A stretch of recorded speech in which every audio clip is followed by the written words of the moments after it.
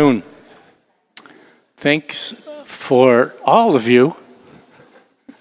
Hi. Thanks for all of you that came out on such a lovely day. This is going to be kind of, let's say, an easygoing town hall. What we would like to have you do is at the beginning, which is right now, walk around. There is a department head at each area, each poster area, and the department head is the department head of that project, that facility. For instance, over here on your right, you have Maddie, and that's recreation. So if you have some questions about recreation, you would go over there, read the stuff that she has on her posters, ask your questions. If you have questions that have not been answered or cannot be answered by either the board member or the department head, in the back where that person is right now, the little table by the fan, there are 3x5 cards.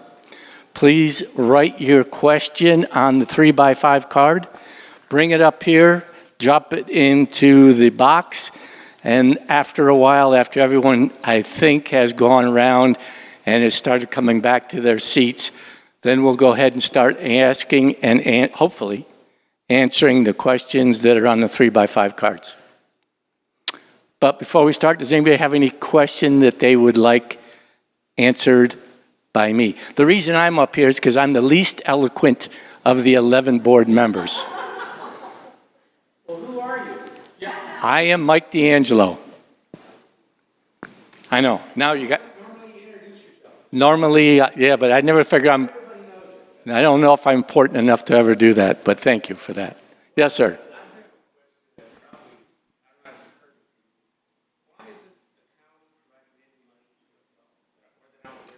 Pardon?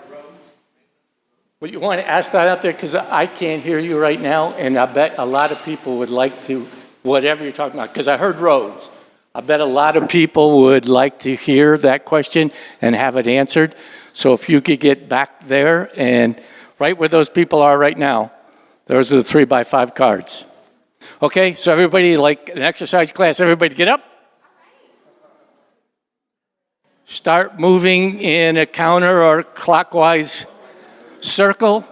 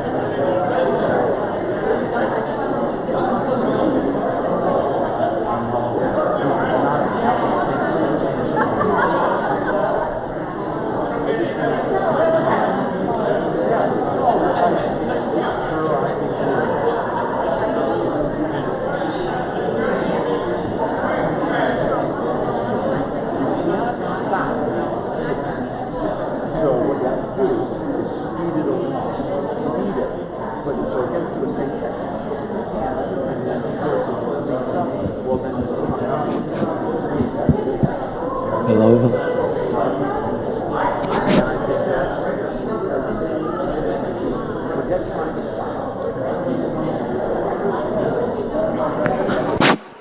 For those people that may have just arrived, just to let you know that on the back table where you came in through the door, there are 3x5 cards. Thank you, that young lady is pointing. 3x5 cards.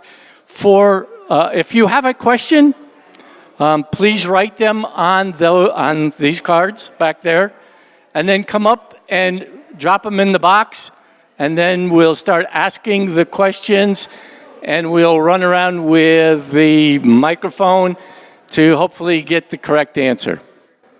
Okay? Otherwise, keep milling in a counter. No, you can go in any direction you want.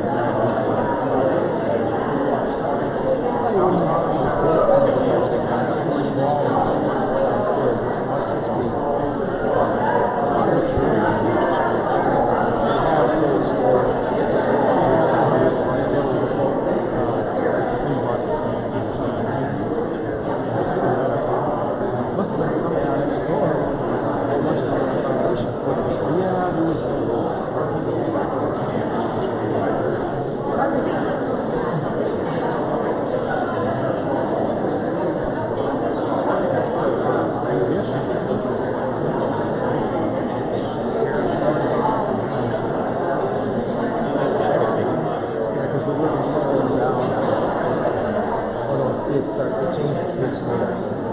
That's going down.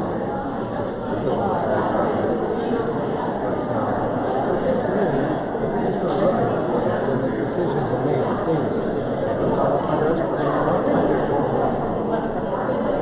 And they put that new thing in. It's actually kind of nice.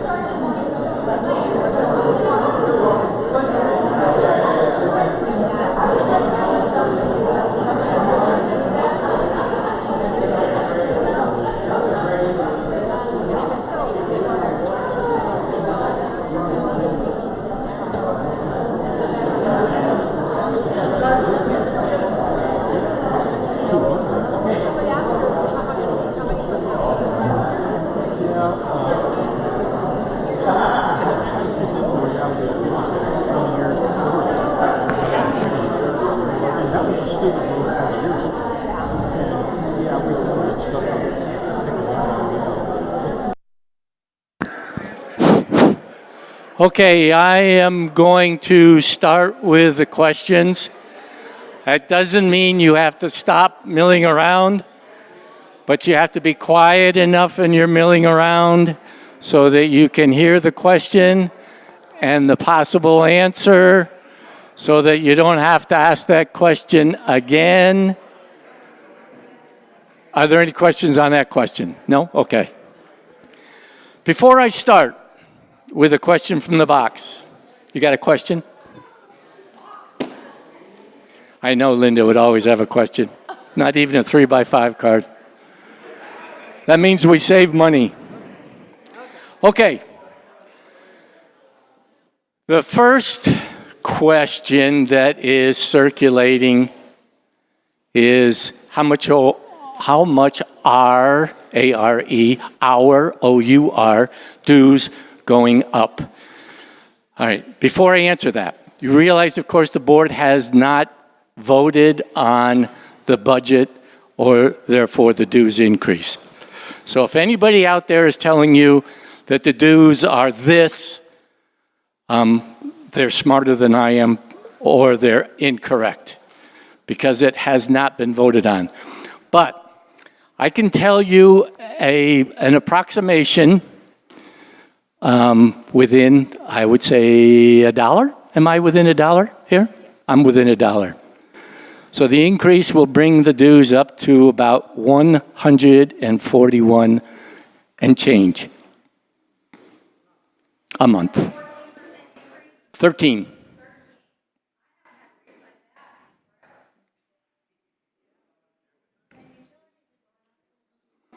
Okay, well, utilities, I'm not in charge of utilities. Okay, anyway. Yes, ma'am, I understand that. Okay. Question number 2. Is it the case that Sudden Valley went into bankruptcy some years ago? And if so, what implication does that have over use of, care for, and costs of maintaining marina, roads, AM/PM beaches, etc.? I don't know that answer, so I'm going to have to ask Mitch, you know the answer to that? The association has never filed bankruptcy. Charles? Okay, hold on. I'm going to bring you a microphone, Charles. Charles has been here for a good many years. Hello? The developer went bankrupt. It used to be that the people who built this place, like so many other of the... You got to talk right into it, Charles. How about this? Is this okay? Yeah. All right. Like so many other developments, they retained the assets, the golf course, etc. And the people who lived here were supposed to participate in those, but they were going to keep those as a profit-making endeavor. They went bankrupt.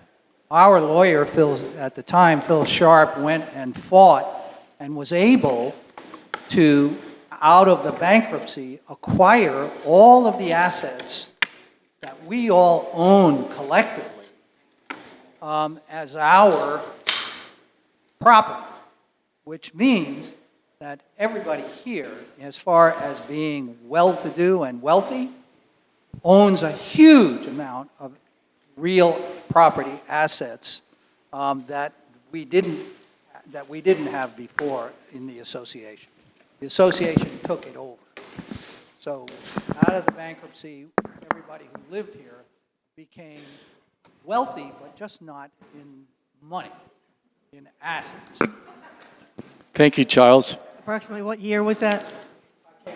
Back in the 1970s? I think it was actually in Okay. All right. Many, many years ago. Okay. So the second part of that question says, if so, what implications does that have for us, marina, roads, et cetera, et cetera?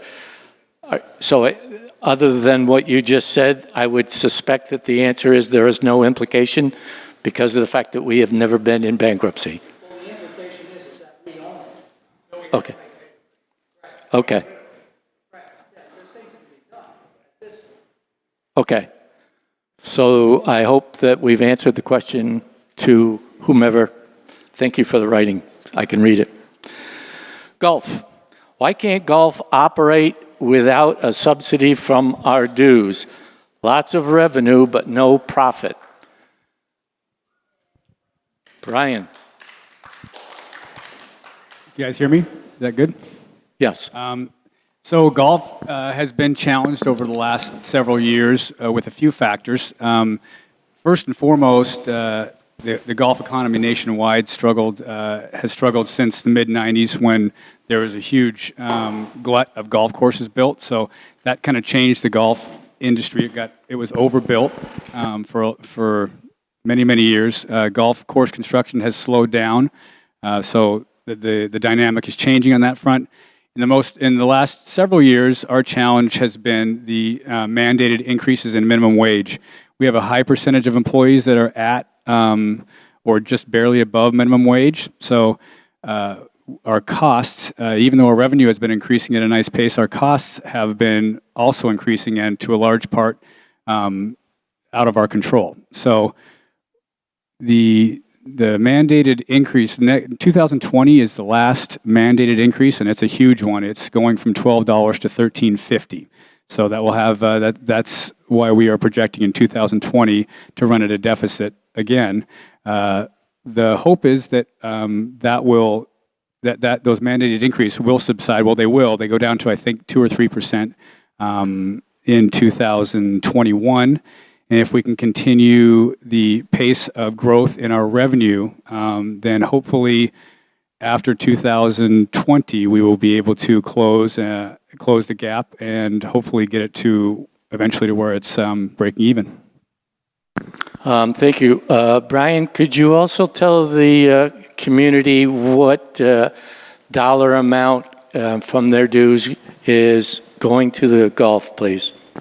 It is, I think, about $3 a month. $2.18, if I remember correctly. $2.18, yeah. $2.18 per month for on the operations side. Thank you very much. Okay.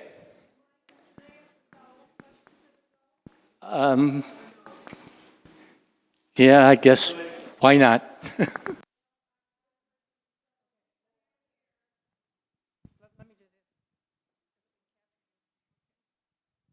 I keep hearing from several people that why the golf course is losing money. Why don't we just close it down? And my question to that would be, what would we do with it?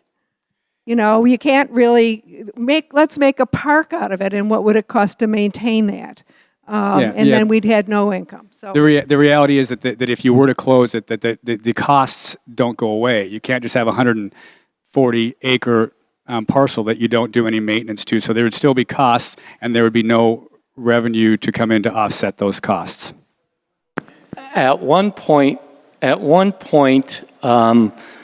we did do a cursory study on that as far as not having the golf course, but still having to maintain the golf course. You have to remember now, we're in the watershed area, and we live by very stringent rules and regulations. And the cursory study came up with that it would probably cost about $175,000 to maintain the 16 acres. Is that what it is? I think it's 140 acres, I think, the golf course? Oh, yeah. 140? Yeah. Was real close, wasn't I? 140 acres that would still have to be maintained because of rules and regulations, that we really couldn't do much more with it than maintain it as a very large park. Okay. Now, I wasn't expecting that we'd be taking letter or questions from the audience, but this is a kind of a small audience, and if you promise to be kind to me, I would appreciate that. Raise your hand, and we will get you a microphone. And please, this is questions about the budget now. Let's not get into the politics of this is or that's. Sir. Oh, well, actually, it's in reference to how popular golf is in the future, let's say. He was saying, you were saying that there was overbuilt, golf courses were overbuilt, so therefore you have a lot to choose from, so you can't charge as much. I mean, that's the way it is, supply and demand. Young people I see aren't into golf, they're into phones and computers and other things. So I'm saying, has it changed? Has the whole golf demand or changed and will continue to change? Yeah, things that definitely have changed. Certainly, with respect to Sudden Valley, we're seeing things going in a different direction. We're not on the decline in terms of revenue and participation like we were for a few years. So we have junior golf camp that's consistently sells out every year. We have our junior golf league that we had 20 kids on our junior golf league team this year. So we're seeing very active participation and with our youth programs for sure. Do I have to say my name and my street? Okay. All right. Do you have it figured out how many more people that you'd have to get in to play golf at the course in order to make a profit, including maintenance and capital? Not necessarily in terms of how many people, but how much revenue we'd have to make. Yeah, we projected at about a $70,000 loss in 2020, so we would need about $70,000 more in revenue. What about capital and the rest of it that goes into that? We don't really look at capital in terms of how it affects operational costs. So, the capital costs are, typically range between $70,000 and $100,000 a year on golf. Wouldn't it be like a good goal to? I'm not being contingent or whatever. Wouldn't it be a good goal to have? Try to get that revenue to include those items? I can promise you that we are striving for the maximum revenue every year. Okay, sounds good. Thank you. You bet. As long as we're talking about golf, of the $76,000 loss, that's most recent loss. Okay, I'll start over. So of the $76,000 loss, I guess that's the most recent fiscal year. How much of that was depreciation? Don't believe depreciation. That's just straight expenses Just and revenue. just Yeah. cash flow? No, okay. So, all right, thank you.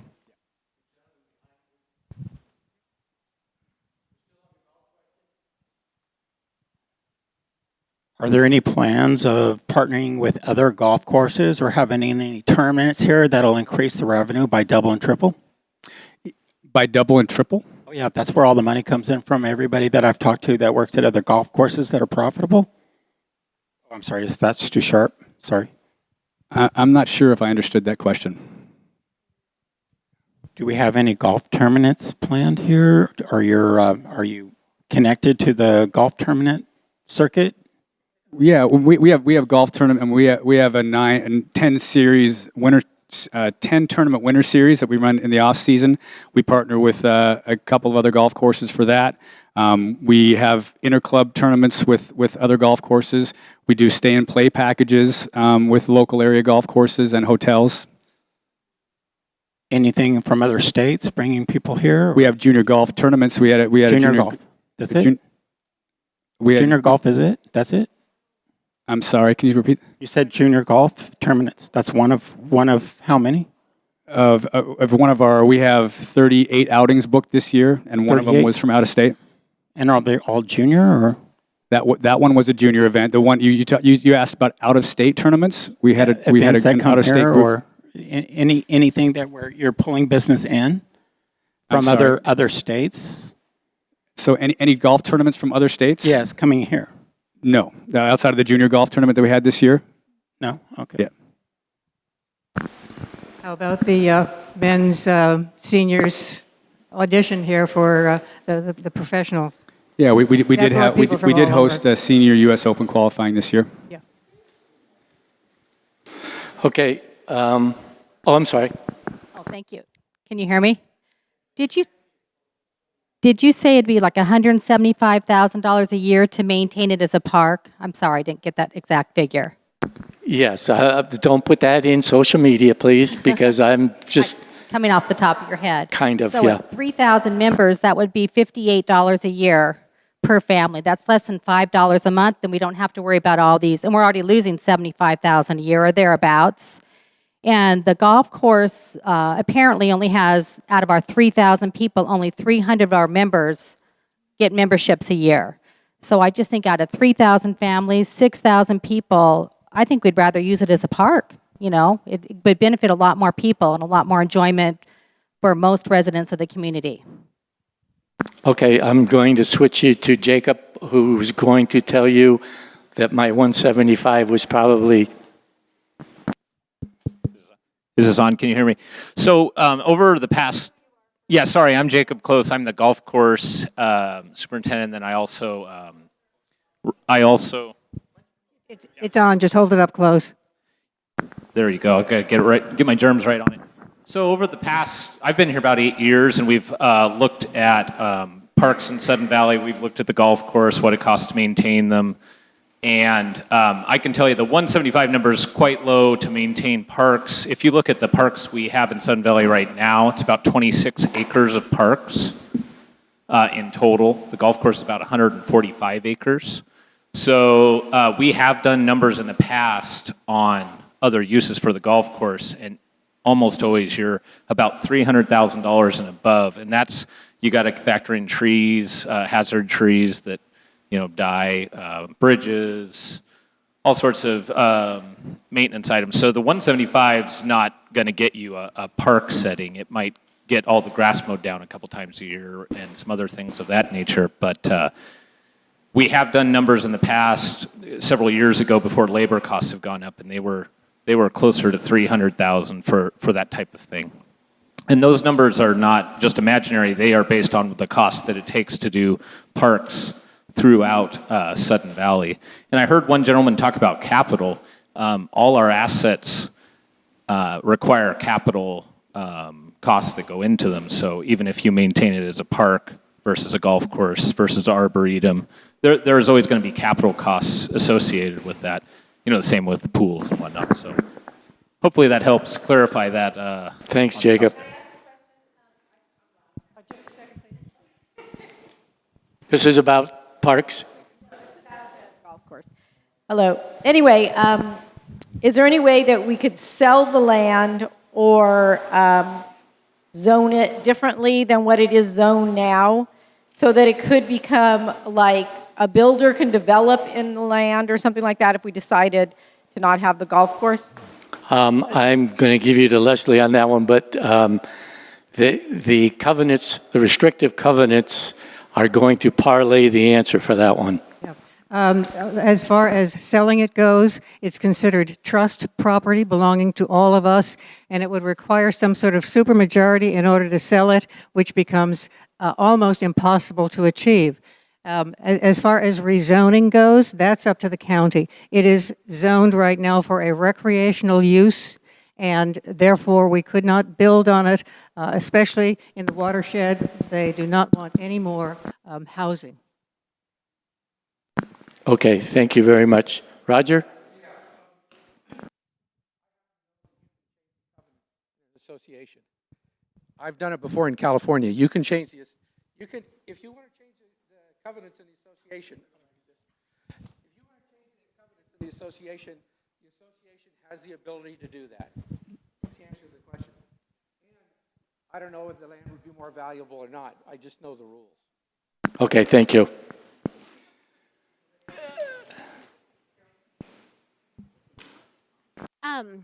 Since this is a budget meeting, my question is not so much about one department, but what are the major changes happening in the budget for next year that's being proposed compared to what we're paying in our budget for this year? If somebody could kind of give us the 411 on that, that would be helpful. I'm going to have you turn right around and hand that to the treasurer. Okay, the biggest changes we have, Brian actually alluded to this, is the fact that the state has mandated an increase for minimum wage people. And so minimum wage people that are at $12 an hour have to be going to $13.50. And in addition to that, we have individuals who are right now managing those people at $13.50. And so to keep them from leaving Could you hold that us- a little closer to your mouth? Oh, I Thank you. said to keep them from leaving us, we have to give them a little bump, certainly not $1.50, but we have to keep them happy too. So most of it is salary this year, and we have to do it in order to be keeping our people happy. No, there's no new activities. We are the only person we're adding, and I think most of you would agree with this, is a maintenance person. That has been proposed to be added this year. Because right now, in the summertime, because all of our maintenance people are working on roads, doing the capital project that is clearing our roads and culverts and so forth, we need a second person to do maintenance work. We have a backlog. I think if those of you may have talked to Bruce about that, we're trying to get the backlog taken care of and start to get some of those regular maintenance things and some of the repairs done that have been piling up for some time. Yes, there's a lady in the back. Oh, I'm sorry. Mea culpa. Just a quick capital improvement budget in regards to the golf course. I see in the future, I know we want to try and stay with 2020 if possible, but this is kind of a capital question for things that can be distributed over time. And I see somewhere in 23, there's like 50 carts that are being replaced at about $360,000. Instead of putting all that into 1 year, can it be done to where we're doing 5 carts per year? And same with capital in general, when there's ideas where they can be distributed over time rather than putting it all in one capital year. With respect to golf carts, how we did our golf cart lease last time is we instead of paying one lump sum, as you mentioned, we actually did a 5-year capitalized lease. So we paid $35,000 a year over 5 years for the 40 golf carts. Yeah. So and we'd have a dollar buyout. So we now currently own the golf carts, and we're going to operate them for the next 2 years without any capital expense. Okay, hi. I just want to add to that this last year, I guess fall and spring, we did a refurbishment of those. So they'd been used for 5 years. They kind of get beaten up a little bit, but Brian and his the maintenance team worked really hard to bring them back up to a higher level so that we could extend the life of them. So if we can get 2 or 3 more years, that's great. But at some point, we're going to have to replace them. Okay, I think my question is more for Carol, because I'm not going to pretend like I know anything about operating a golf course. I don't. You had mentioned the minimum wage raising the revenue. Okay, so what is the amount that is going to cost us either annually or monthly? And then this may seem like a silly question. I'm just asking because I'm going right to the source. Are we paying for consulting on the golf course? Or anything? Okay, he's saying no. Okay, and if you know the amount of the increase because of the minimum wage? I can't really give you a number right now because it has been varied quite a bit.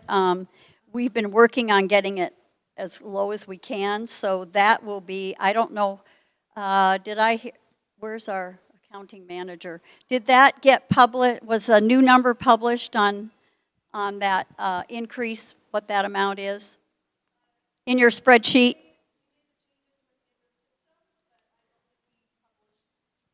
Okay. What we need to do is we'll be having. Carol, can we have her repeat that because nobody can hear it back here on the tape? Okay, very good. We just released a list of the changes that were made, and they were updated our budget module, but no, the exact number was not released.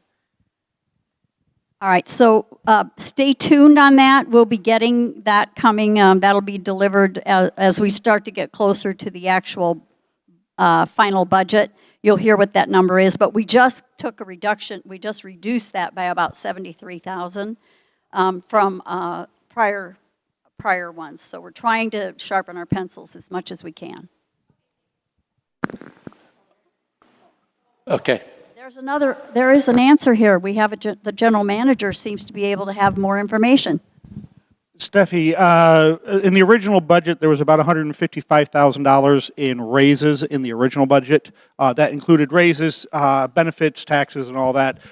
We did reduce that by about $73,000, so you're in, I want to say, about an $82,000, and that's just to get all the regular employees up to. I'd like to get us off of the golf course and address another question that I think is perhaps more significant. A question I think I know the answer to, but I think Carol might enlighten us further. And that is, how significantly underfunded are our reserves? And to what extent does the 2020 budget address that question? If not, why not? And where are we going from here? Okay, so if anybody were to look at our reserve study, you would see that this year it would appear that we're fully funded, means we have enough money to do what's required in our reserve study. Not really true. All that we've been able to do this year is what we call the A priority items. Now this is a list of items that the managers, the general manager, the accounting manager, and several people on the finance committee have looked at and have decided these are either costing us more money to keep them running and we need to replace them, or they are critical to the operation of Sudden Valley. And it's a small number. Oh, reserve study. Okay. For those who may not know what a reserve study is, it's a state-required study that is done every year with a heavy-duty one, what they call a high-level one, done every 3 years, and it's to look at every asset we as homeowners own here in Sudden Valley. It includes buildings, it includes bridges, it includes our roads, it includes all the equipment that we use to snowplow, for instance. And the reserve study consultant, they're CPAs who are specialized in this, and every homeowners association is required to have this study done. And it tells you, the consultants then identify what has to be fixed or replaced every single year over the next 30 years. So each year we're given a list of all the things that need to be done, as well as the amount of money that they anticipate it would take us to repair them. Reserve studies are notorious for having a number that is far less than is actual when we get down to actually fixing it. But every year we go through that list and we determine what are the most critical things that we have to get done, and then we limit it to the amount of money that we actually have available to do that. And so we had A priority items this year. All the B, C, D, E, and F got shoved to next year. But we said, well, for the A priority items, we are funded this year and we can get those done. But all those that got shoved to next year plus next year's start to add up. So over time, you will see that we are going in the hole more and more and more each year. So the goal is to try to get caught up a little bit. We have put, I think, if I recall correctly, $841 in for SURF this coming year as an amount, $841 per month, to go into the SURF to start getting some of these things caught up.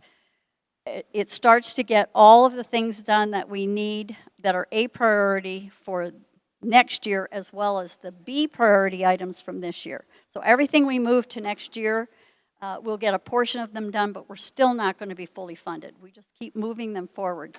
But we are making progress. I know everybody says you're just kicking the can down the road, you're not getting things done as we need to, but we are trying to slow it down enough that you aren't being hit with large increases that catch us up all of a sudden.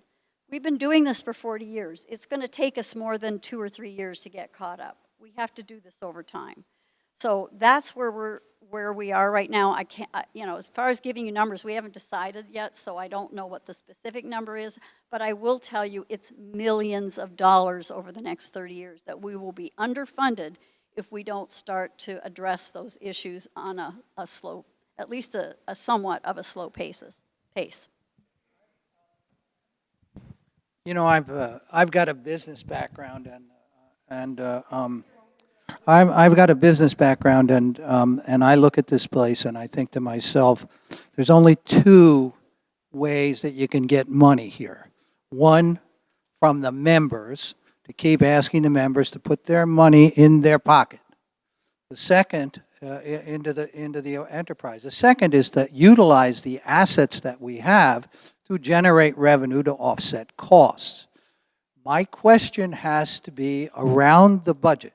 Now, just one thing. One of the things that were said here is, and what I always hear are limits.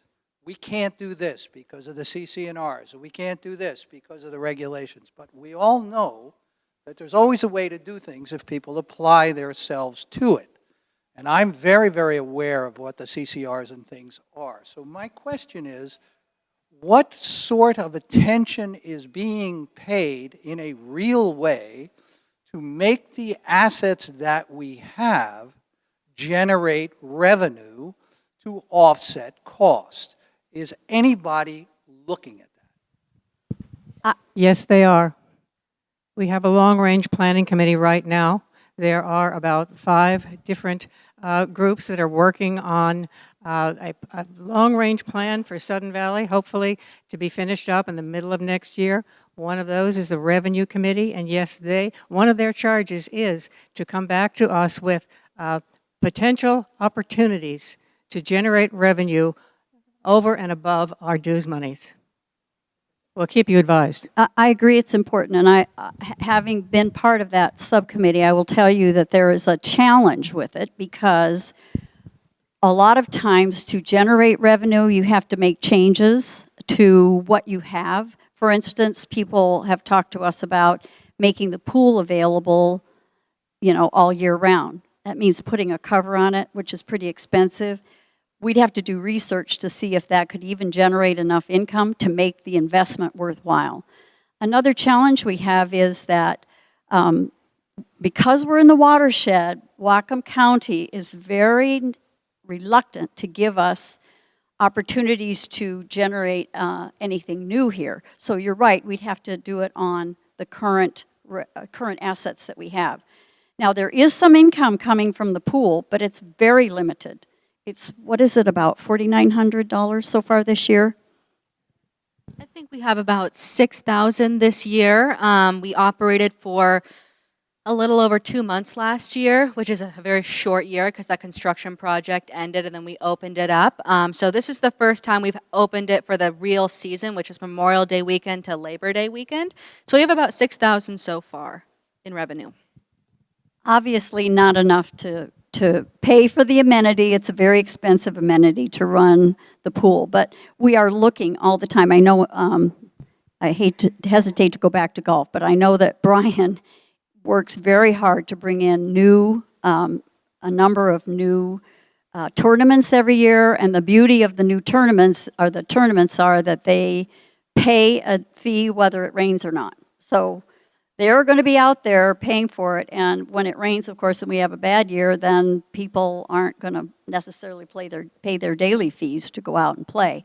But that's one of the things that Brian and his team are trying to do is increase the number of tournaments that we have, and it's been tough because for a year we didn't even have a restaurant, and that hurt us very badly. We lost a lot of tournament business that we had, and he's been working hard to get that back. So I agree with you. We need to find ways to increase it, and hopefully we'll continue to find more, and hopefully the Revenue Committee will be able to come up with some ideas.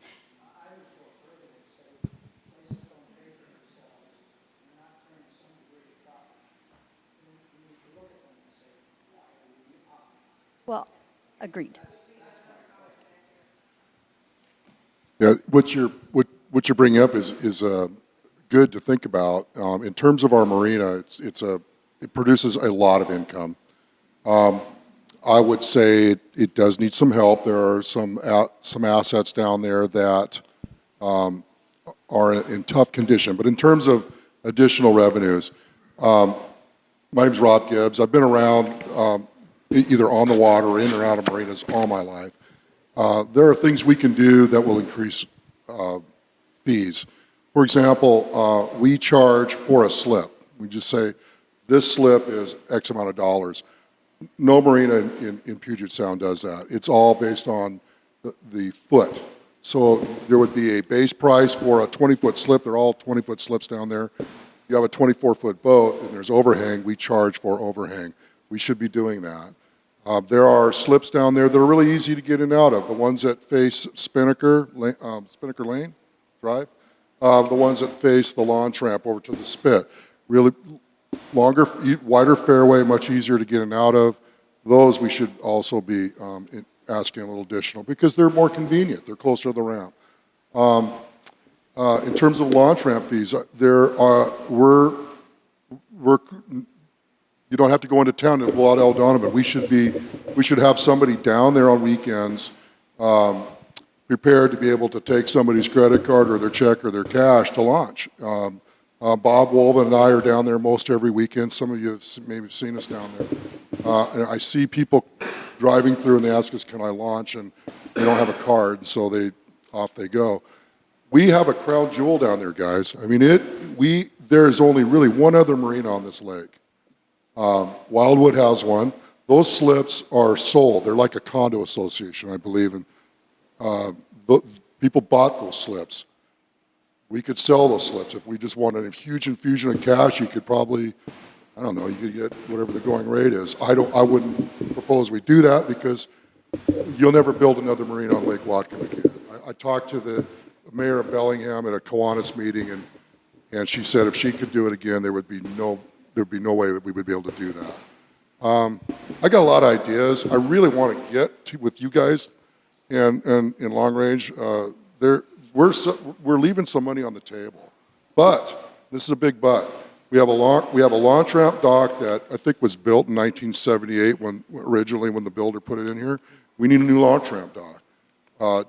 Thanks to Joe and the team for doing some temporary shoring up. It's safer now, but for $3,000 to $5,000 we could put a new launch ramp dock in there. There's some dock surface. Well, anyway, I'll save that for when it comes time to expenses. But there are things we can do to increase more income down there. There is a impression out there that the marina and the money that we get from the slips is a cash cow. And I will admit, in most years it is. But when we have to spend money down there, which happens every long bit of time, it is a large amount of money. I mean, 2 years ago, we had to invest in putting what was called a standpipe down there in case of fire. Now, this was required by the fire department, the fire marshal, or else we couldn't have used the slips. We would have lost everything. So you have to make that expenditure. Around the outside of the area where the slips are, it's starting to erode. It's been there for many years. So we had to spend a significant amount of money to shore up that outside. Now, probably for the next several years, there will be no expense. But the expenses in the marina, the capital expenses, are intermittent but significant. Well, since I chair that revenue committee, it was nice to hear that you were volunteering, and everyone did hear. We are looking at increasing more slips because we own the interior. And so our long range and finance revenue committee has looked at and has proposed 9 things, which it sent to the long range committee a couple days ago. That includes putting in self-storage units, which the county has already said they would approve if it was for Sudden Valley residents over at Area Z. That is also a cash cow. And so we are proposing that the association move on that and install those. And they would not have power and they would not have fire. So there's almost no utility outside of the groundskeeping and maintenance and operations. All right? We proposed 9 different items, including working more and generating more work over at the marina, which we would ask our volunteer, and both he and Bob are volunteers, they're volunteer dock masters, to participate in. We've looked at different options for increasing money on the course, but all of these do take capital investment, as it was pointed out earlier. So you don't get anything for free. So you will see, if the proposals are moved forward from long-range planning to the board, which is the process, someone's going to be asking for a cash outlay to perform work to increase funds. Yeah, we have a good committee, and the committee is working hard on it, and I think that they're doing a good job.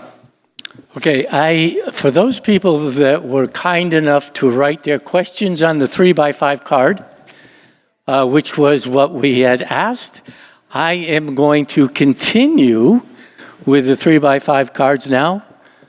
So if you still have another question, can you hold it until we get some of these out of the way? Because these people follow directions. We have 45 more minutes. So and I bet you they run safely with scissors.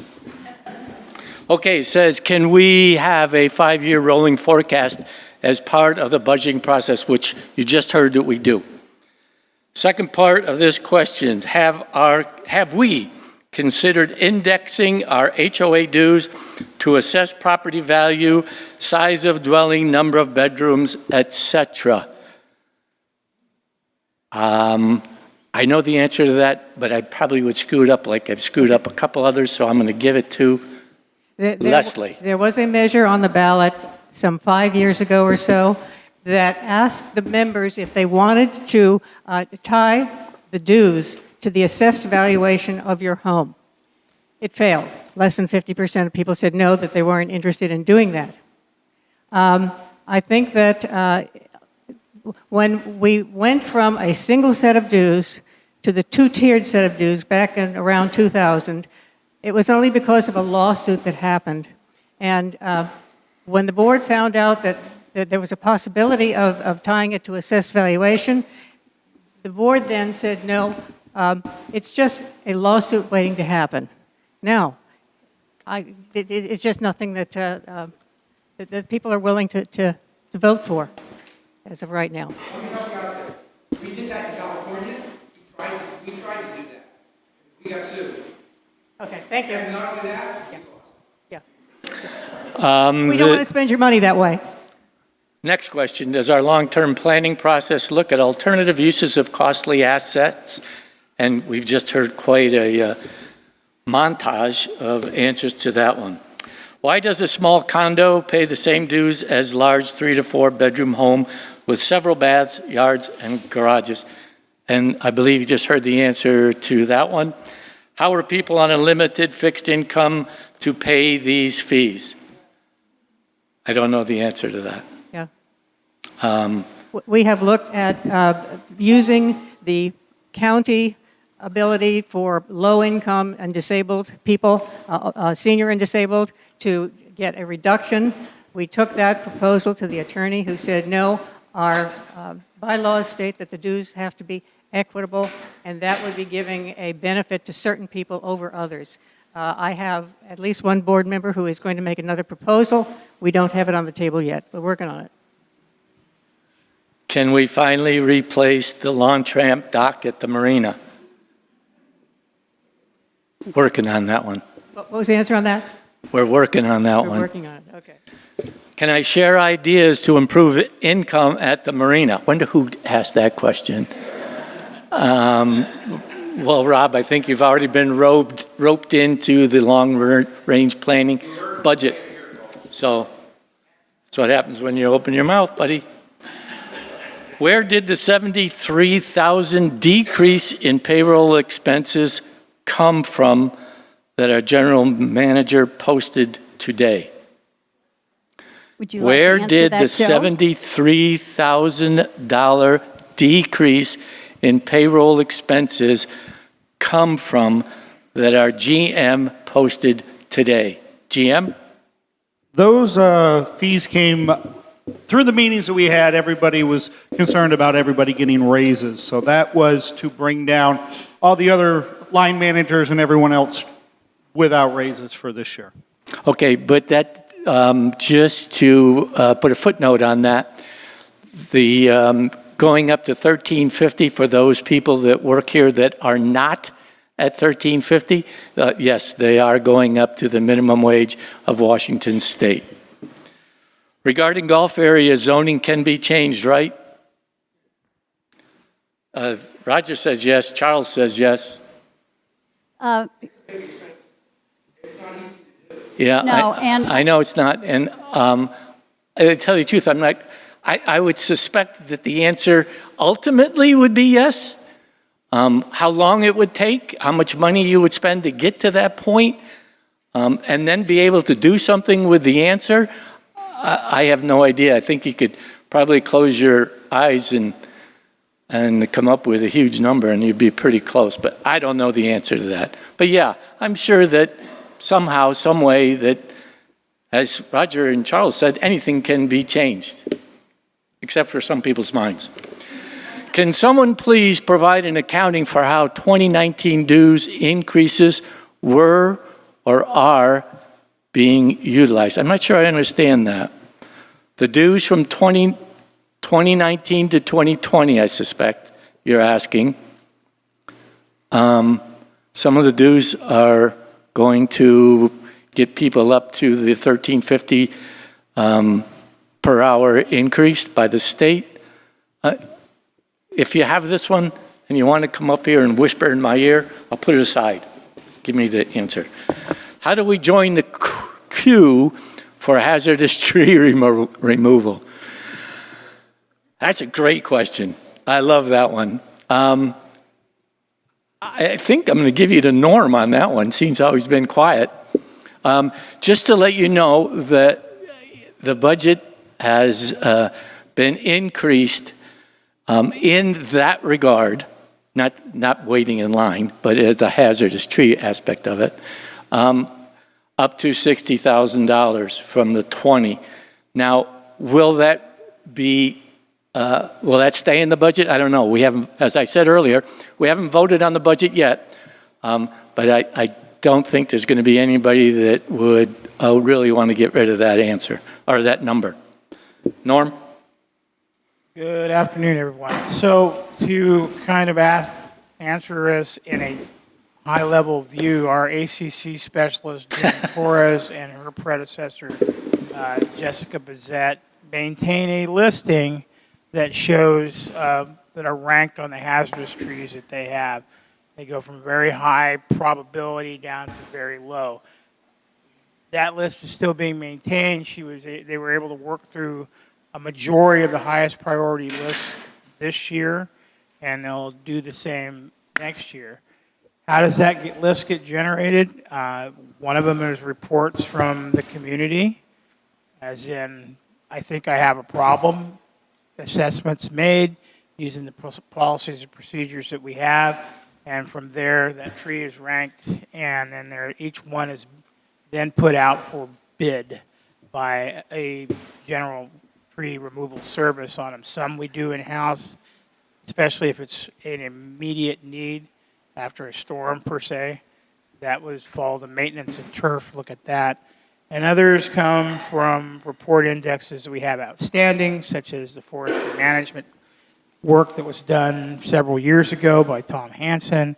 Those are looked at as well. So I don't know, does that, to whoever put that question, does that kind of help you as far as how that occurs?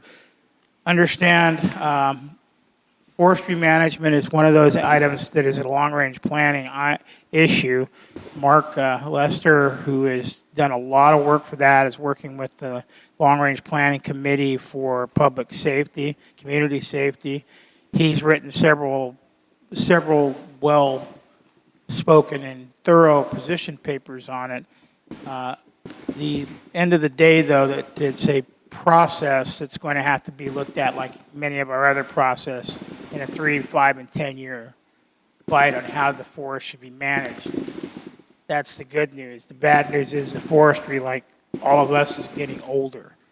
And some of them due to disease and drought and conditions age at a different rate. So it's an ongoing process. Is this a question on the trees? Yes. Okay.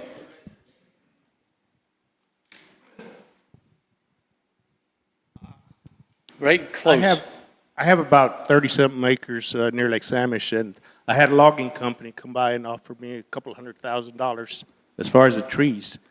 Has Sun Valley looked into a logging company coming in there and thinning them out and taking care of those dangerous trees in the process, making a little money, hopefully?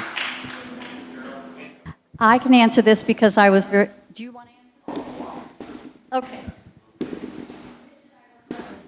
We worked on the forest close, plan Mitch. a number of years ago. We worked on it together. So the good lumber in Sudden Valley was harvested up at the 34-acre campground many, many, many years ago. So we did bring in several companies, and they went through and said, we do not see a harvesting potential in the majority of spaces you have. You have onesies and twosies. Some of the hazard trees that we do take down, we ask the people removing the trees, how about you give us a bid to offset the cost of the lumber that you will take from here so you can lower the cost. And where that is possible, that is done. The majority of them will not pay for the quality of the lumber that we have. Oh, the general manager right back there is Joe Akla, and I'm sure he would enjoy doing it. But assets for value contracting has been a standard practice here for at least 5 years now.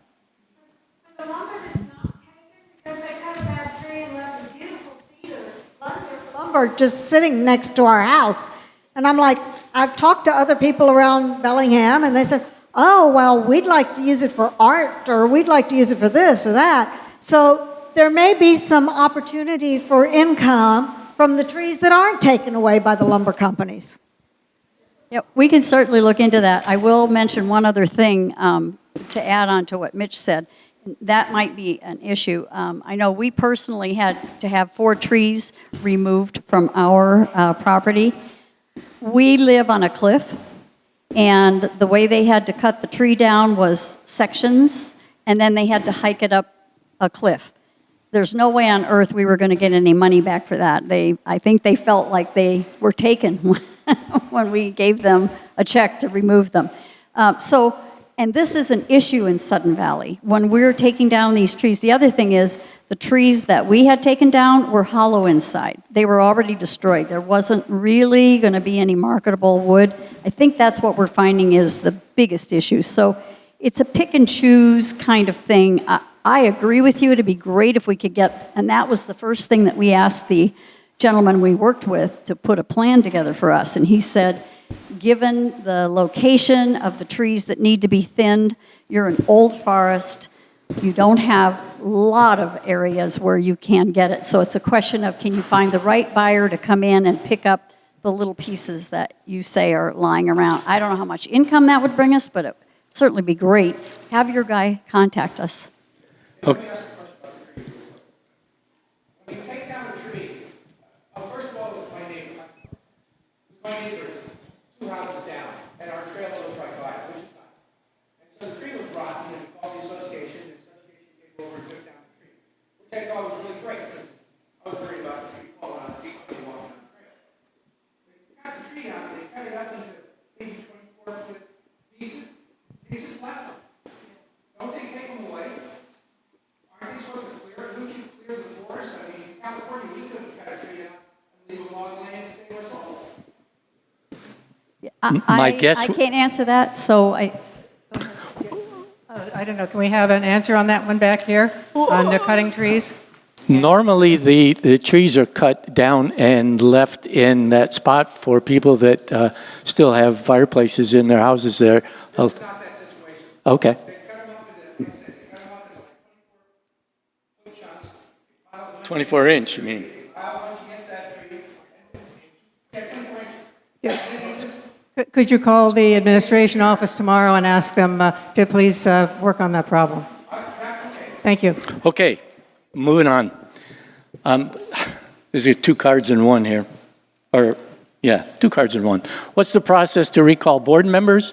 And what's the procedure to remove a board member from their seat, which I think is the same as the first one. It's in the bylaws. If I go through the whole thing now, you guys will probably start the petition while I'm up here, and I think I'll wait for you to read the bylaw. Thursday night meeting was a huge Yes, it's online. Yes, sir. The bylaws are online, and you can also find the Washington State RCWs that also speak to that matter.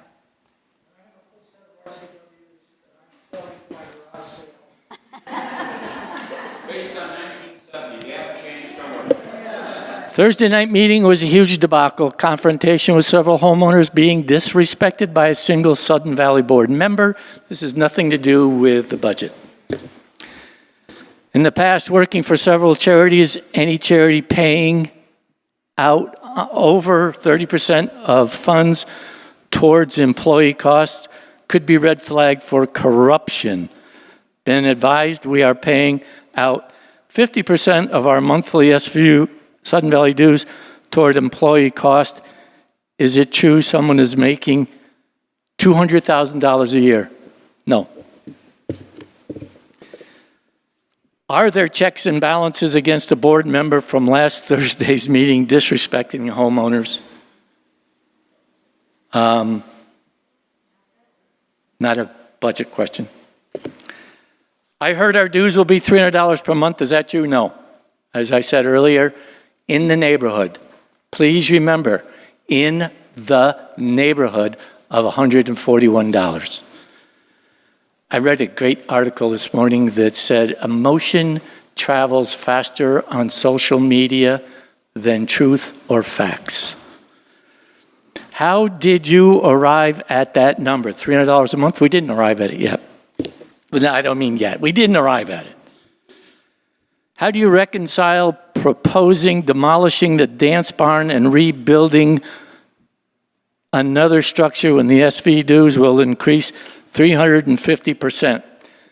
The dues are not being increased 350%. We are not saying that we're going to take down the dance barn, especially with you in it. So, again, you know, my wife and I get into arguments. I get into the argument and I lose it. But my wife always says to me, and this is how she wins, because I'm stupid enough to fall for this. Cite your source. Whenever I tell her something, if I pull it out of here, she says, cite your source. And of course I can't, because I didn't have a source. It was my emotion working. And if you have to cite your source, you have to do your homework. Do your homework. When you were in high school, if you didn't do your homework and you went to class the next day, you were lost because you didn't do your homework. Do your homework. Safety is critical. Why can we not fund to repair signage? Bruce, right over there. And this is a big one. This is what Carol was talking about when she talked about the second person.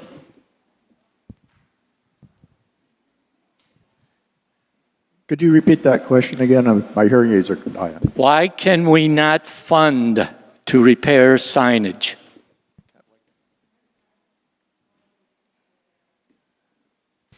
Okay. I guess I have to ask what signs? Street signs? Gate signs?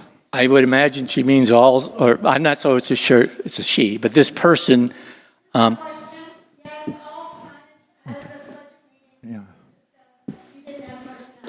Okay. Good. Okay. I won't zero in on the person, but actually we have a volunteer in the audience that's going to help replace all the gate signs. That's because we don't have enough staff. Okay.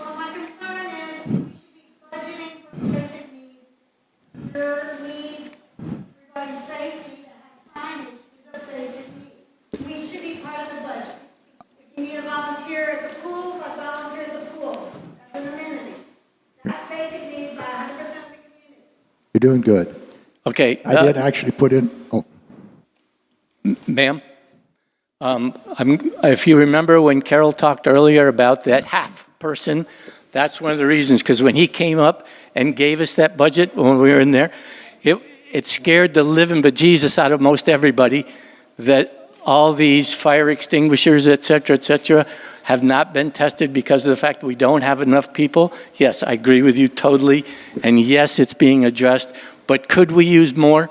Yes, volunteers in any community. Volunteers are the heart and soul of a community. My parents used to, never mind. Heart and soul. Thank you for bringing that up. What is in the facilities budget? Shouldn't rented facilities such as the library and restaurant subsidize costs? It's out of my purview. I'm not quite sure. Does the person that wrote that want to kind of elaborate a little bit? No? You got it? Well, can you restate that, Mike, on the facilities budget? What is in the facilities budget? Let's go with that one first. Okay, so the facilities budget has a couple of revenue sources, El Agave, anything that might rent one of our facilities. Items that come out of that budget are dealing with the contracts we have with them, janitorial costs for all the facility buildings, the marina bathroom, for example, or that building, the marina building. It's a facility, so there's costs involved with maintaining that, cleaning it. There's utility costs for all the facilities. There's lights.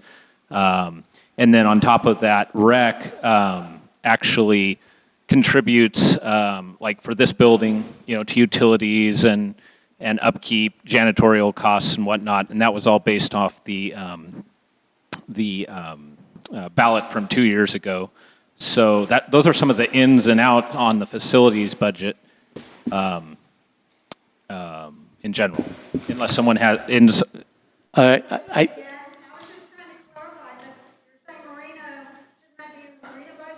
So facilities, that's a good question. So facilities basically are buildings. The building at the marina is part of facilities. The marina, the rest of it, if you will, the capital items like the launch dock, the launch gate, the wet slips, the standpipe system, there's drainage underneath the boats, believe it or not. There's all manner of items that are kept up there. And so those are separate from the budget that's for buildings, essentially. So does the cost associated or the contracts with El Agave and the library, Whatcom County Library, do they cover their costs for those facilities? Yeah, they pay definitely their utilities costs. I mean, even golf pitches in for their share of utilities at the clubhouse, El Agave at the clubhouse. So those are all sectioned off. I would have to look back at the budget to say, does El Agave cover every cost of the admin building? They don't. They cover a proportional amount of the costs. Yeah, 1/3. So those are looked at every year by the GM, and when we look at contracts where we're renting things out, that gets looked at. But yeah, they definitely, even down to rec. I mean, in this area, we have a power, bills for the pool, and that gets billed to rec. There's a budget for that so that people can see what the amenities cost. The same thing with golf. All those utility costs get pulled out. They aren't just lumped into one big power bill. So hopefully that gives you a little glimpse there. Does that answer your question, ma'am? Yeah, it just seems like fuzzy accounting, though. Well, I think so. We have a lot of different budgets when you look at the budget for 2020. And the effort there, you could make it really simple and put everything on one sheet. But what managers and the board, finance committee, et cetera, want to know is they want to be able to pull up the sheet and say, what does it cost to do, to take care of our buildings? And that there is a lot of documents involved with, Sudden Valley. Yeah. I think the question really goes to why is it when we're explaining things that we're only told operating costs? I mean, not to pick on golf, because I do appreciate Brian's efforts, but we're hearing $2 and change for operating costs, but it never includes the capital expenses. It's way more than $2 and change. And the same thing goes for Park and Rec, et cetera. It goes to all of it. Okay. Do you want an answer to that question now, or is that you were just kind of rhetorical question? Everything falls under, all the others fall under capital. So again, we're talking about the reserve study, and all of those items are in the reserve study that we talked about earlier. And the capital that you pay out of your dues every month goes towards that list of capital items that we repair each year or replace each year. And we haven't been keeping up with it for many years, and so we're kind of behind on it, but we're trying to get caught up, and but those go into the capital. It's kind of kept separately because our assets are treated separately. Sorry. Okay. The marina, what huge landscaping costs are planned in 2020? Right now, nothing. Is it possible for the county to maintain Sudden Valley main roads, for example, Sudden Valley Drive? We pay taxes, I agree, we do pay taxes, and for the most part, well, that's political, I won't get into that. The short answer is no. Whatcom County would, they're already getting your taxes. I don't know why they would want to pick up your road so they'd have to repair them. It wouldn't make sense to me if I were a county member. And also they would look at our roads and they would ask if they were all built to specification. I would have to say the great majority probably not. And do they specify the legal width? I would say that some of them do, some of them don't. But I think it's going to be a cold day in hell before the county picks up our roads and pays for them. CRF, C-R-R-F. How are list projects prioritized, and why is there a 10% contingency? Carol. It's CRRF, C-R-R-R-F, which is Capital Reserve Repair and Replacement Fund. And the capital, oh, okay, I have to eat this thing. I know it's really hard. I feel like I'm giving germs here to someone. But anyway, that is the list that is created by virtue of our reserve study. We have all of our assets listed in the reserve study and a 30-year plan as to when they get repaired or replaced. And what was the other part of that question? That was a prioritized. Why is there a 10% contingency on every bids? time, sometimes it's more. And I will tell you, just as an example, our pool out here, we put a contingency on it. 10% is typical when we know what we're facing when we go to replace or repair something. I don't recall, can you tell me, Mitch, what our contingency was on the pools? Was it a little higher than that?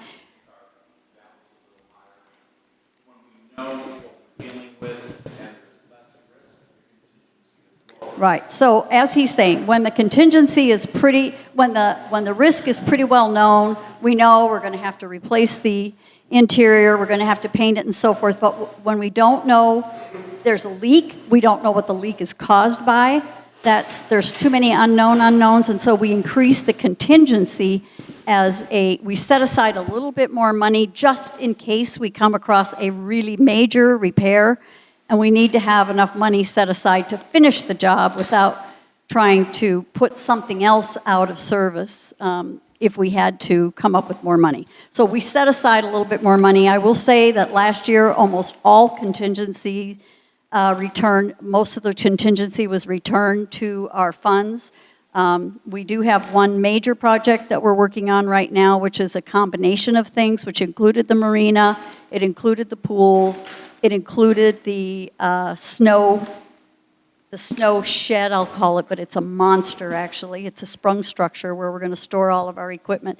There's a contingency on that we don't know yet whether it will be used, but if we have enough, we're going to take down the barn 6, which is, it's in jeopardy of collapsing, so we want to get it down if we possibly can. But most contingencies are around 10% just to cover possible issues that we may run across. Yeah, basically, it's that you're trying to cover yourself because of the unknowns when you're going into a project. For instance, if you started taking down a building and you told the people that lived in the building, I'm going to take this thing down for $1,000, and as you get into the building, you find out that all of the insulation is asbestos. I'm pretty sure that you wouldn't want to continue doing that at the same number. So everybody puts a contingency in there. Tony.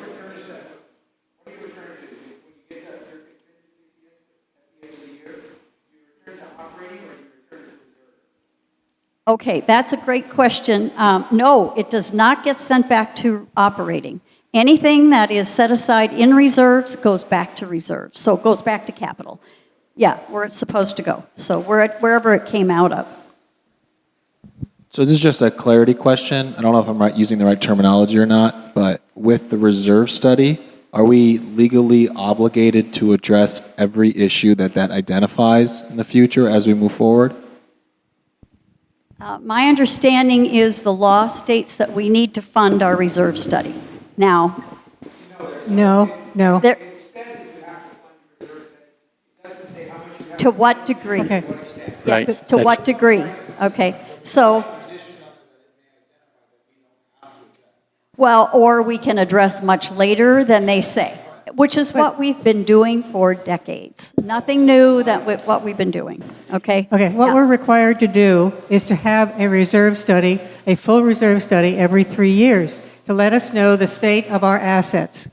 We are not required to spend money to protect them, but then the next reserve study is going to be even more severe than the one we had. What we are required to do is to report to you, our members, the state of our reserve study, how well funded it is, and how much money it would be required from each member if we were to fund it. So it's a reporting requirement. And I want to address that issue. There's been a lot of discussion about $400 in dues in a month, our dues going up to $400 a month. I think this came from a document that our accounting manager put together to demonstrate what that indebtedness would be each year of the items that are being listed for that year, okay? So if we chose to do everything we're supposed to do according to the reserve study each year, there is 1 year in 2023 where we have a lot of stuff that is supposedly listed. And yes, if we chose to do it, the dues could go up to $400. Do you think I want to do that? There isn't a board member out there that wants to get it all done. We are taking this slowly as we can without letting things fail. And so there's not going to be any $400 a month dues increase. So if that's what you're worried about, none of us wants that.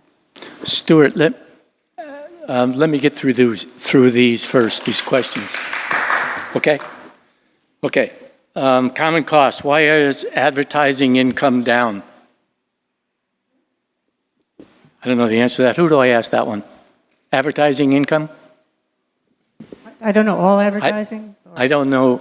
We do get advertising income from the... From like the views and stuff, you mean? Is there any other location Is that what you we mean? get? From the views?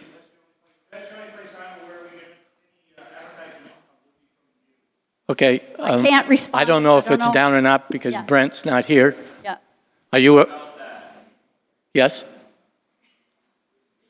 I know there was discussion about you guys can hear me, right? Yeah. Okay. About the dues price going up because paper, but then postage is going to be lower. So there's a little bit of difference. Did ad rates actually go up too? Tell you We the would truth, have I to don't know look the at answer to that. I'm going to ask Melinda if she'll take a note on that and see if she can get back to us on that. Is that all right? I don't have the answer today, but Yeah. we'll And find out. I think Brent's on vacation. That's one of the reasons why we had to kind of publish early. And why no longer income from timber? We've answered that one, kind of, until his guy gets in touch with his guy. How much reserve funding is contained in the proposed 2020 budget? Melinda, do you have a line for the SURF funding and the road funding for the 2020 budget?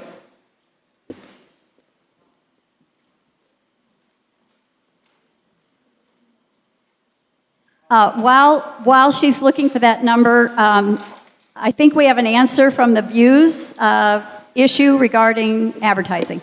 Okay, my understanding of the question was wondering why the cost of printing has gone up and why the cost of mailing has gone down. Is that correct? I'm not No, sure who asked. the actual is how come advertising income in the Views has gone down? Oh, okay, I apologize. That's not what I heard. So, yeah. All right, so we'll still look at that one. Okay, increases for SURF for 2020 in this budget is $8.31. The increase for roads are $4.84. Okay, It's a second monthly part. figure per person. I'm sorry. That's per year, or excuse me, it is per month. Per month. Per That is month. per month. Yes, per month. $8.31 for SURF and $4.84 for roads per month. Per house. Per dues payer. Yeah. What would it take to raise our reserves to at least 20%? What percentage are they at now? Our reserves. Are you asking about funding for our reserves? Yeah, to raise our reserves to at least, well, I think they're saying how much is in the reserves? What percentage of what we should have in there is in there? So that's the question you asked earlier. Okay. I'm trying to keep reserve in perspective. We all understand that we're required to have a reserve study. I think what we're failing to understand is we have recommendations from professional. Stand up too, Fred, please. we have recommendations from professional organizations about what level our dues, our reserves should be funded at. Ours are very low, if not non-existent. So what percentage of our reserves are currently funded or will be funded in the coming year or two? Well, as I said earlier, for this year, we're funded 100% only because we moved everything that wasn't an A priority to the next year. It's going to take time for us to move from where we are today to a funded amount where we're 20%. You're asking, can we get to 20% funded? Correct? In totality, right? Okay. So what he's saying is, based on the total amount of things that are in our reserve study over a 30-year period, how long, what is it going to take for us to get to 20% funded so we don't have to have this constant worry about being behind the 8 ball and postponing things? That is not going to happen overnight.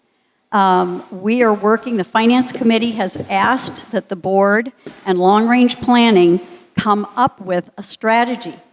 What is it going to take to get us to that point? How long and over how long? We need to do a gradual increase, not a big amount this month and a year and a little amount next year. We need to have a progressive process for moving forward without breaking the bank for every member here. So that's what our plan is, but we're waiting to hear back from long-range planning as to what is a recommendation as to getting there. At the present time, I think that the reserve people have said that we are funded somewhere in the neighborhood of 3%. Now, to be 100% funded is totally unrealistic. Most successful homeowners associations fund around the 40 to 50% level. And in order to do that, the board first has to make a decision and set the priorities for what's going to be funded in this reserve study. And that is a chore that we will start to tackle after this whole budget process and everything has wound up, and then the board can look and decide what the priorities for the assets, give those priorities to the Finance Committee so that they can come back to us with a suggestion for how to fund the things that we want to do, and maybe not every single thing in the reserve study. You know, we don't know. I suggest that we probably will not do that, but that's the next big conversation that we have to have. Another thing that our previous accounting manager said was, at our levels of funding, this is almost certainly we will have a special assessment to pay for the things that are not included. So we'll look at that too. And I think that every single board member has said, we are not sufficiently funded in our reserves. And I will say also that the Finance Committee this year asked that we look at what is it costing us on an average basis over the next few years in order to be able to address some of the issues of our assets.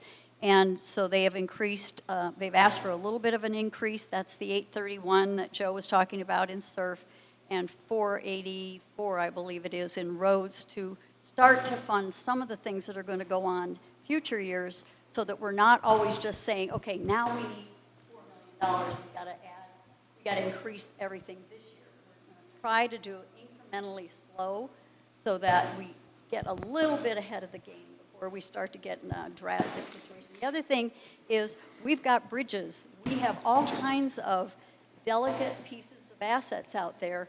If Western Lane, I don't know how many of you live out in that direction, their bridge is replaced. If that fails before we get to it, we're going to have to pay a lot more money to get people in and out of their areas if we don't take care of it in a timely fashion. So that's why we're trying to get a little bit ahead of the game.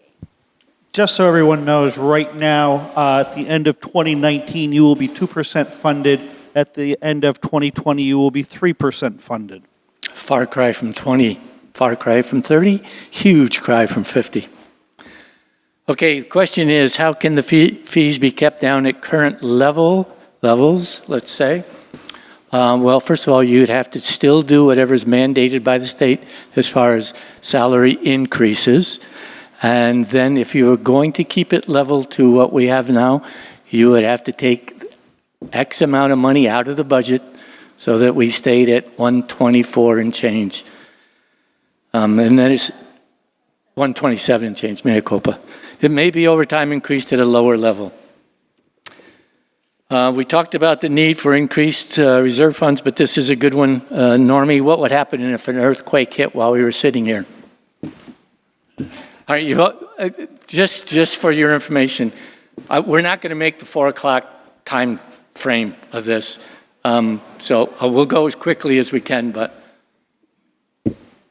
Do you want to answer that whole thing that in 3 sentences or less? Yeah, just to let you know that the Emergency Preparedness Committee, not a commission, we're a committee, is working on this kind of a problem here, and we are going to have a document to the board in October. Also, long-range planning committee community safety is working on this same question in a 3, 5, and 10-year plan.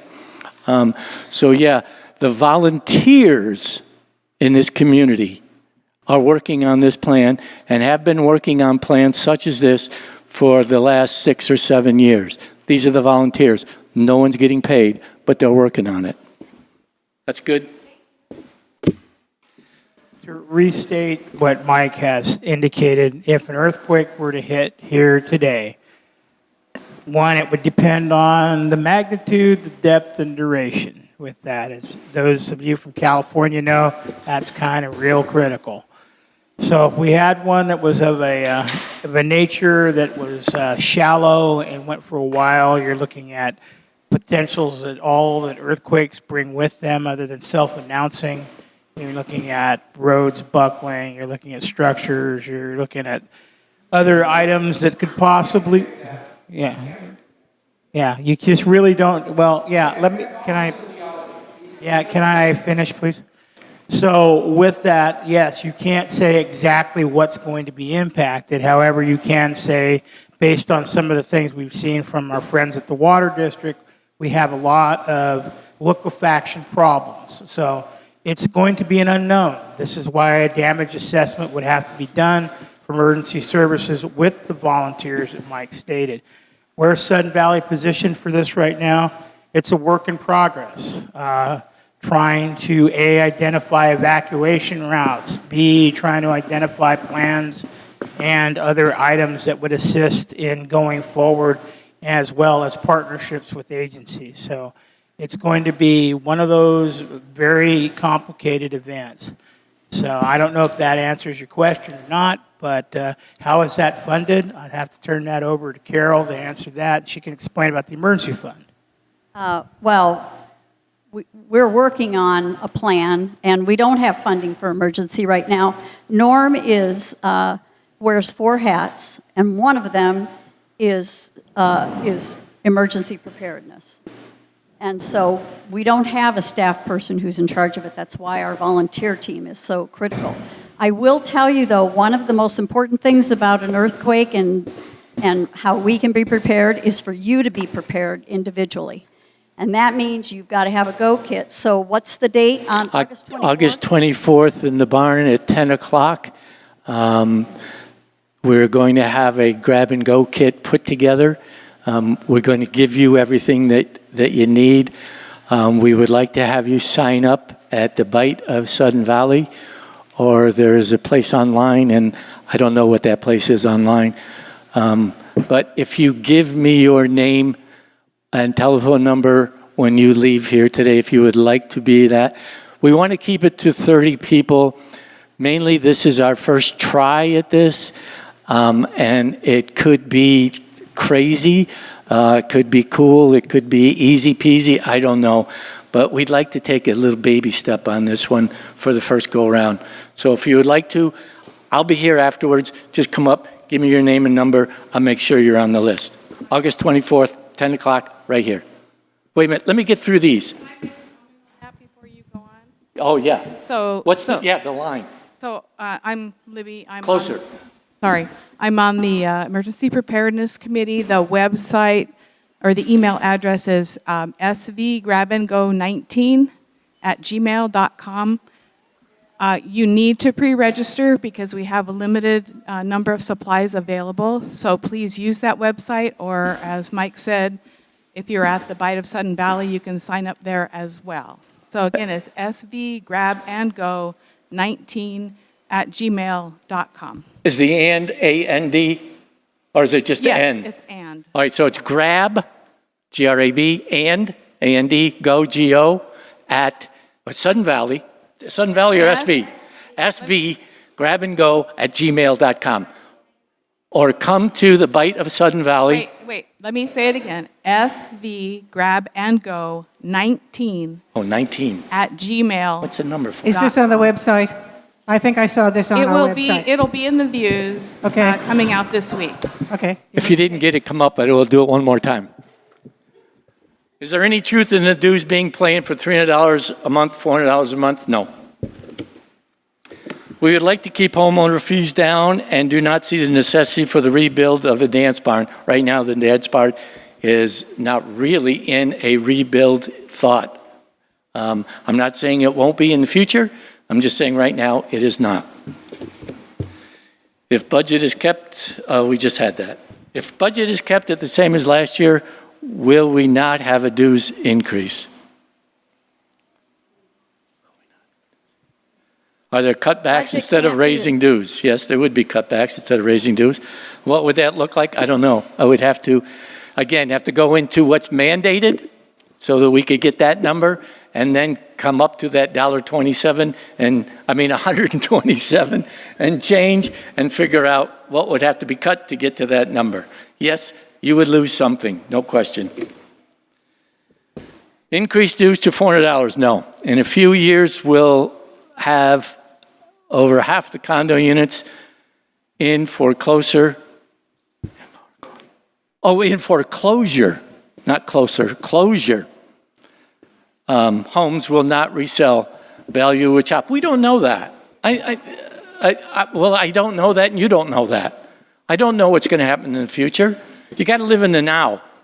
We have no idea what's going to happen in the future. And that's it. Now, Stuart, I put you, oh, wait a minute, I got one more.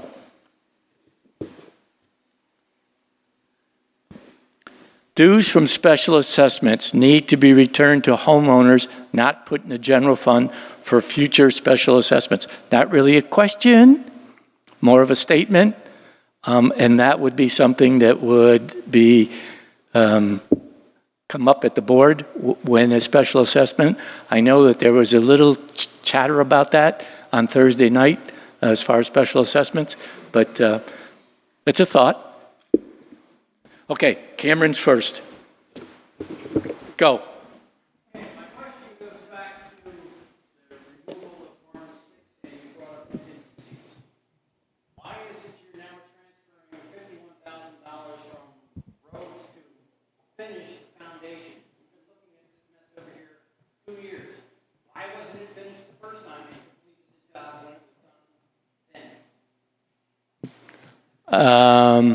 My understanding was we did not have the funds to finish it at the time, and we weren't really sure where the future was going to go. Nobody was making a decision about whether we were going to pave it, or whether we were going to build on it, or whether we were just going to make somebody said a skateboard park out of it. We were trying to collect data from people. Yes. Well,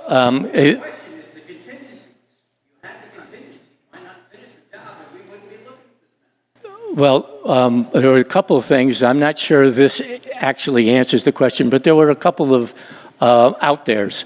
And one of the out theres was Barn 6, because it had to come down, and something would have to be done with that slab also. 2, we didn't know what was going in there. Is it going to be a parking lot? Is it going to be a skateboard park? Is it going to be a garden center? I have no idea. The board doesn't have any idea. So there was no reason to take care of it at that juncture when we could take care of it all at once and save a few dollars. And again, if that answers your question, good. If it doesn't, it's close. I just want to add, if there was any contingency that was set for that, went back to capital, so it hasn't gone anywhere. It's just waiting for us to have a decision about what's happening. And now it's becoming an eyesore and a safety issue, and so the challenge is now to try to take care of it. Okay, there are other people that had questions, please. And if you just raise your hand, we'll try to get to you. My question is in relation to SURF. Is there any process, or has there ever been a process to really look critically at what all the assets are that we do have ownership over, and do we need to continue owning all of them or maintaining all of them, removing some things from that list that's the never-ending to-do? Okay, yeah, just a quick way to start. There are two assets that have been removed in the last few years. One of them is the rotunda, and the other one is the barn next door, because of deterioration and the inability, or the cost to repair them would exceed the return on investment to do something with it. So we have torn down 2 buildings so far, and we have a kind of a balancing act between maintenance on one hand, which is operations, and capital on the other, which is putting money aside to take care of these assets in the future. Back until 2000, there was only one set of dues, and it came in, and the board decided how to apportion it into operations and capital and roads. At that point, we started differentiating, and we asked the members to vote on how much they should put into operations and how much into the capital and how much into roads. And so there hasn't been a real firm plan on how to move forward. And this is something that I think that we really need to start working on on our long-range plan. How much do we need to put aside for our capital, and how much for roads going forward? Carol? Okay, gentlemen, before I get to you, because you had a couple, this gentleman had his hand up midstream, but we had to get going.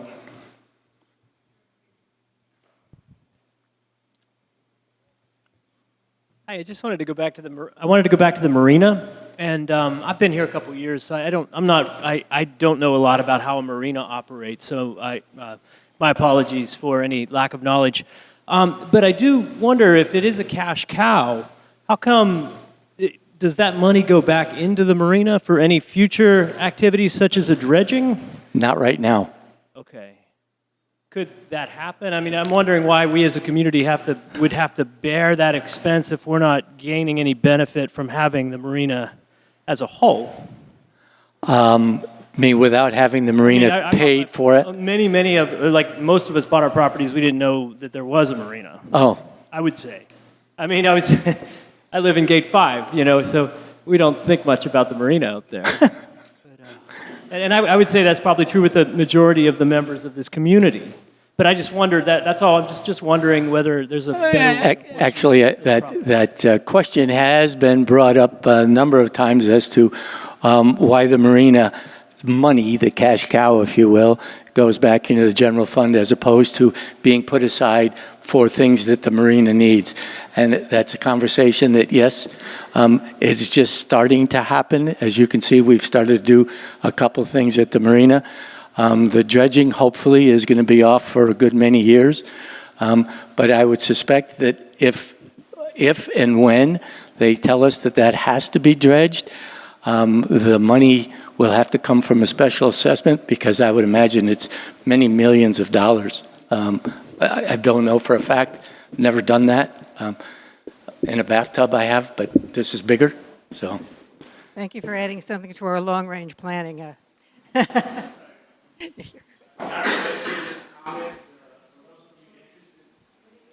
Got to be loud then.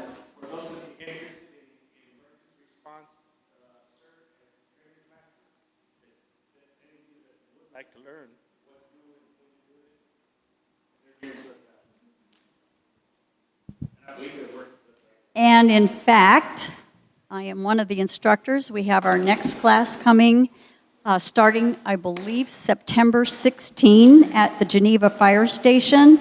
It's 7 weeks of 3 hours a night on Monday nights, and it will end on, I believe, November 4th, if I've got my dates right. Forgive me if I don't. I've got a lot of dates in my head right now. But it's a final on the 8th day, or the 8th night, it's a final. And you actually put into service the things that you have learned. I would also encourage those of you who are interested in emergency preparedness to get your ham radio license. We offer classes for that here as well. We just had one where we got about 5 or 6 new ham radio people. If we had an earthquake and our entire communication system was down, ham radio is one of the only methods of communication that we would have.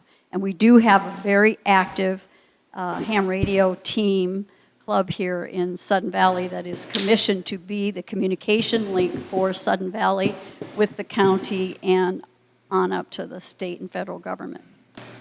Does anyone else have a question or a comment? Yes.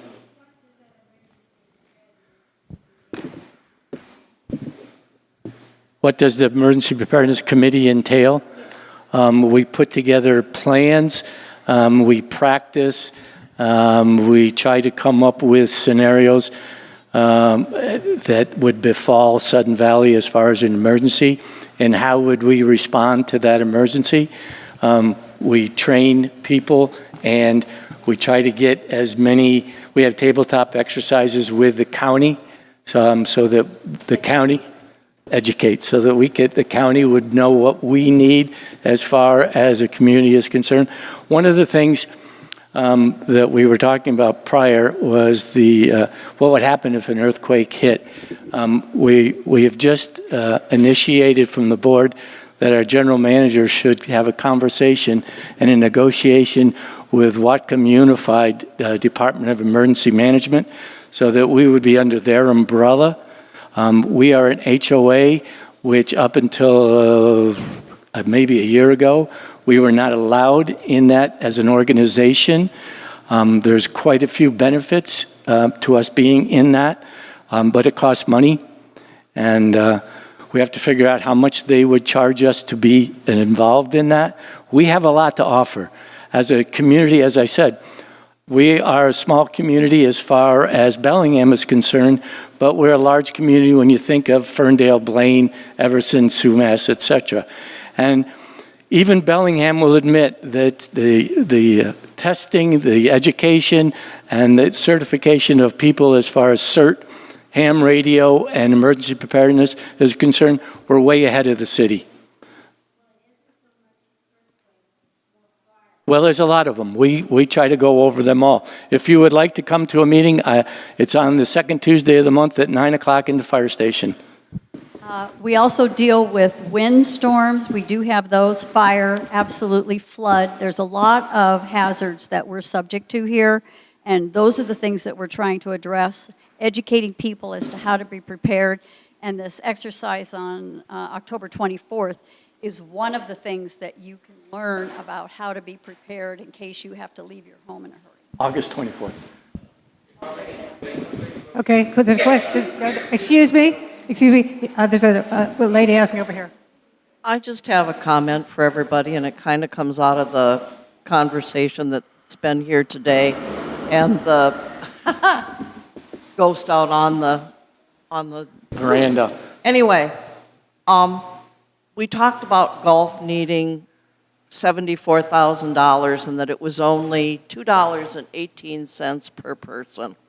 Per dues payer. Per dues payer per month. That equates to about $25, $26 a year. You could either take, if golf were neutral, didn't need our dues money, you either could reduce the members' projection for next year from 141 down to around 126, or you could take that $74,000 and put it into surf or roads or something thereof. But I'm saying that's how sometimes we take and spend our money and we don't expect it, but yet everybody's talking about surf and roads, and it's just, I think it needs to be looked at really, really hard. I used to say that when I sat on the board, and I'll sit here and still say it now. This year, in our current budget, I believe golf has been given $88,000 to play with, if I'm not mistaken. So it makes a difference. It makes a big difference. Okay, I want to say one thing before we go. You'll notice, some of you will notice that we've been repaving our roads. We're using a material called microsurfacing. It is a mixture of an emulsion of water and tar, or as we like to say, petroleum, and other ingredients they put in to make a cationic, quick breaking emulsion, and it's mixed with sand in an aggregate, a very small aggregate. It comes out of the trucks wet. So if you watch the truck going by, everything that's going into the screed is wet, and it looks like molasses. When you see it about a minute later, it's kind of a strange looking brown. And then after all that stuff all the water evaporates, when you have these sunny, windy days, then it turns black and it hardens up. I know they've run out of material. They were supposed to do this and that days before, but they didn't get to them. But they're still going to continue doing it. Please give them the benefit of your courtesy. This is a great preventive maintenance that we can put on our roads, relatively inexpensive compared to hot mix. So there you go. One more.